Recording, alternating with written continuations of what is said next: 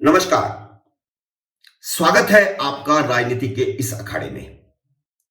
मित्रों, यह मेरा नया चैनल है और मेरे इस नए चैनल में अपन बात करेंगे खबरों के पीछे की खबरों की, देश हित की राजनीति की। बात बेबाक होगी, दो टूक होगी।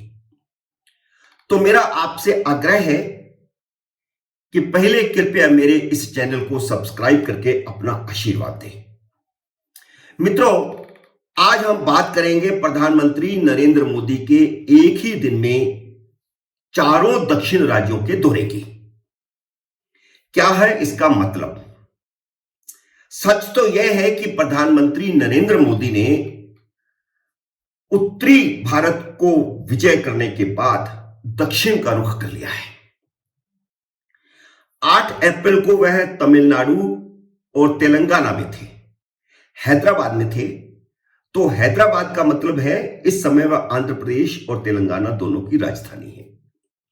और 9 अप्रैल को सुबह कर्नाटक में दिखाई दिए, जहां चुनावी बिगुल बच चुका है। 9 अप्रैल को जब शाम को वह दिल्ली पहुंचेंगे तो कर्नाटक विधानसभा चुनावों के लिए भारतीय जनता पार्टी के उम्मीदवारों का चयन होगा। लेकिन बात कर रहे हैं हम प्रधानमंत्री के दौरे की। तो तमिलनाडु में अपने किसी भी भाषण में उन्होंने परिवारवाद की राजनीति के खिलाफ कुछ नहीं बोला। हालांकि तमिलनाडु के मुख्यमंत्री स्टालिन भी परिवारवाद की राजनीति के बूते ही मुख्यमंत्री हैं। उनके पिता करुणानिधि डीएमके के चीफ और तमिलनाडु के मुख्यमंत्री थे। स्टालिन न सिर्फ कांग्रेस के खेमे में हैं, बल्कि 2024 में नरेंद्र मोदी को हराने के लिए विपक्षी दलों को एकजुट करने की कोशिश भी कर रहे हैं। पिछले दिनों इसी मकसद से उन्होंने अपने जन्मदिन पर चेन्नई में विपक्षी दलों का जमावड़ा किया था। लेकिन स्टालिन वैसी विद्वेष की मर्यादाहीन राजनीति नहीं करते जैसी तेलंगाना के मुख्यमंत्री के चंद्रशेखर राव कर रहे हैं या बंगाल की मुख्यमंत्री ममता बनर्जी कर रहे हैं। प्रधानमंत्री नरेंद्र मोदी की अगुवाई के लिए जहां तमिलनाडु के मुख्यमंत्री मौजूद थे, वहीं तेलंगाना के मुख्यमंत्री उनके हैदराबाद पहुंचने पर मौजूद नहीं थे। और ऐसा कई बार बंगाल में भी हुआ है, जब ममता बनर्जी प्रधानमंत्री की अगुवाई करने नहीं आई। जहां तक तेलंगाना का सवाल है तो यह कोई पहली बार नहीं हुआ है। पिछले 14 महीनों में प्रधानमंत्री नरेंद्र मोदी ने तेलंगाना के 5 दौरे किए और इन 5 ही दौरों में मुख्यमंत्री अगुवाई करने नहीं आए।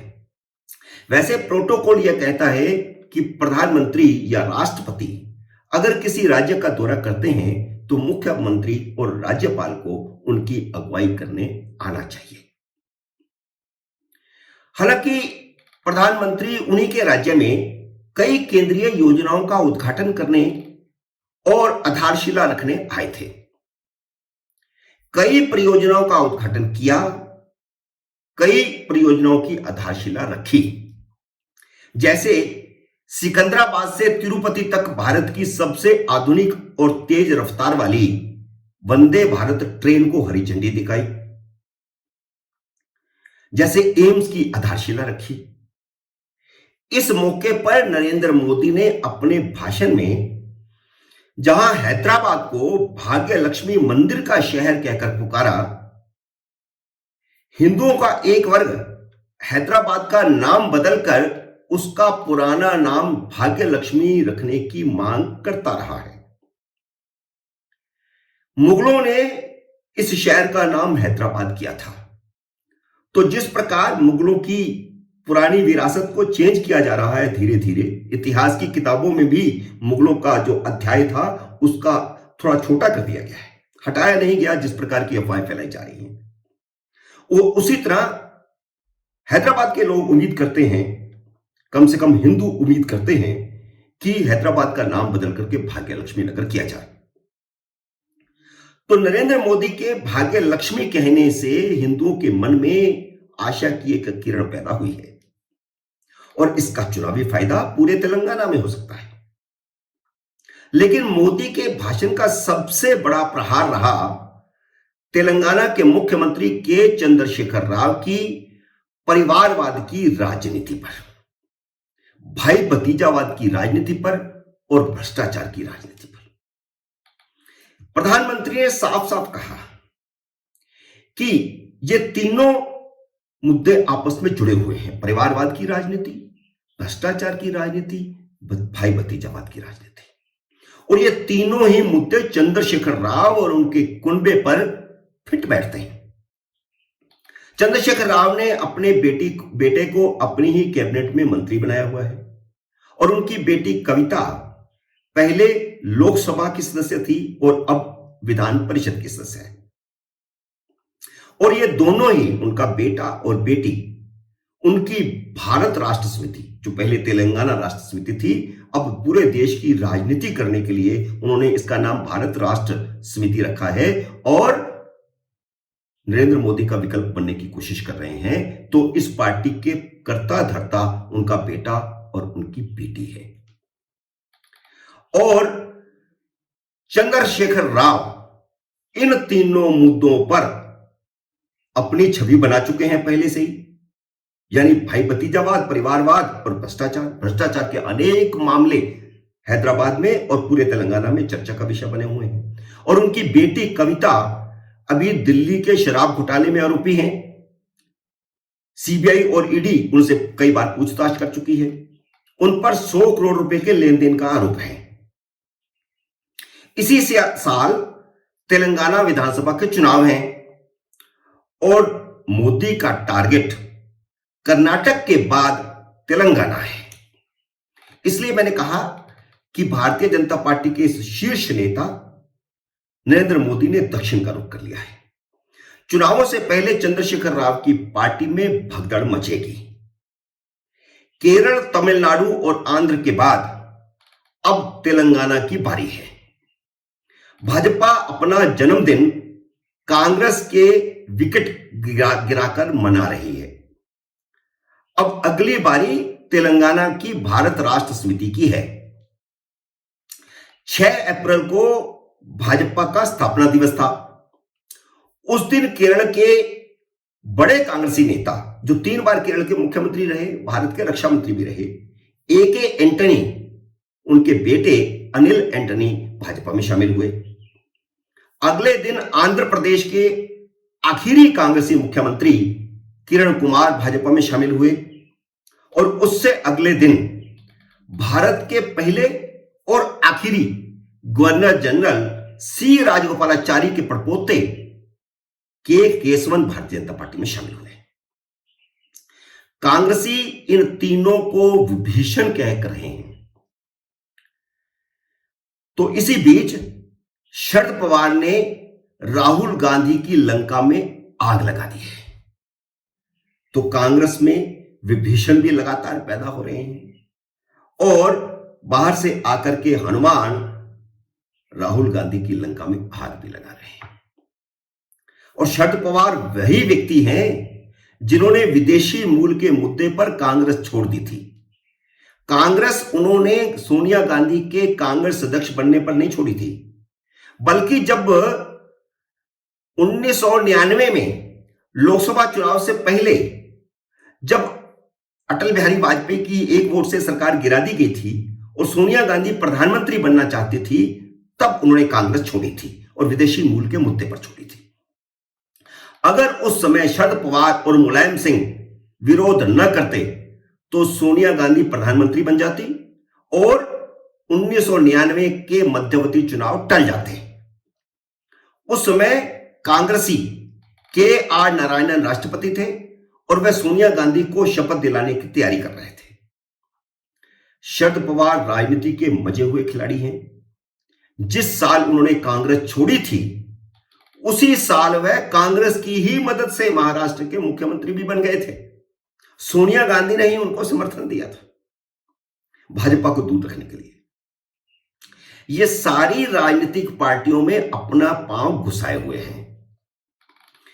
2002 में उपराष्ट्रपति पद पर भारतीय जनता पार्टी के उम्मीदवार भैरव सिंह शेखावत को जिताने और कांग्रेसी उम्मीदवार सुशील कुमार शिंदे को हराने की सारी रणनीति शरद पवार की बनाई हुई थी। हालांकि एनडीए को संसद में स्पष्ट बहुमत नहीं था, लेकिन शरद पवार ने तब भी कांग्रेस के कई विभीषण पैदा कर दिए थे। कांग्रेस के सांसदों ने भैरव सिंह शेखावत को वोट किया था, तब वह जीते। राजनीति में शरद पवार जैसा व्यवहारिक आचरण किसी का नहीं है, और इसी व्यवहारिक आचरण की वजह से ही नरेंद्र मोदी ने उन्हें 2017 में दूसरे सबसे बड़े राष्ट्रीय पुरस्कार पद्म विभूषण से सम्मानित किया था। सोनिया गांधी के रास्ते में रुकावट बनने वाले मुलायम सिंह को भी मोदी सरकार ने इसी साल मरणोपरांत पद्म विभूषण से सम्मानित किया है।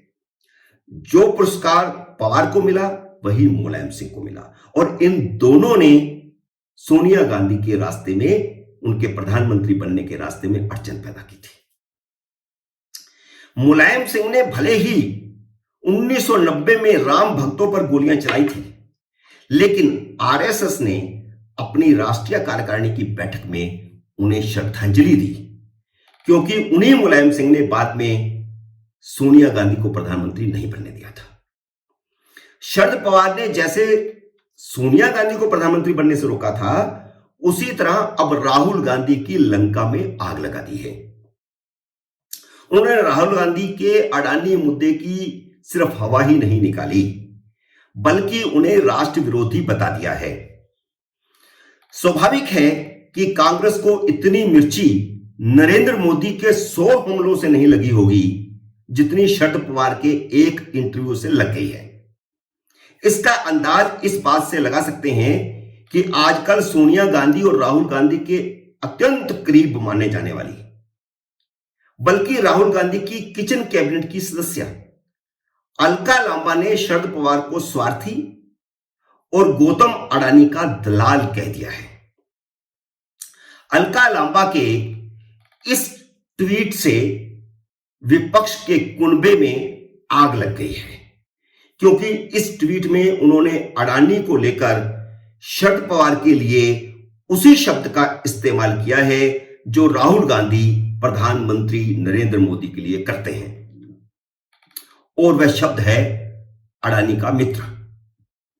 और जिस तरह राहुल गांधी ने अडानी के साथ उनके प्राइवेट जहाज में बैठे नरेंद्र मोदी का फोटो लोकसभा में दिखाया था, और बाद में आम आदमी पार्टी के नेता भी बार बार उस तस्वीर को दिखा रहे हैं, कांग्रेस के नेता भी बार बार उस तस्वीर को दिखा रहे हैं, ठीक उसी तरह अलका लांबा ने शरद पवार के साथ बालकनी में बैठे अडानी का फोटो ट्वीट कर दिया है। तो इसका मतलब यह हुआ कि विपक्ष के नेता अब एक दूसरे की धोती खोलने पर आ गए हैं। मित्रों, उम्मीद है मेरा यह वीडियो आपको पसंद आया होगा। कृपया लाइक, शेयर और सब्सक्राइब जरूर कीजिएगा।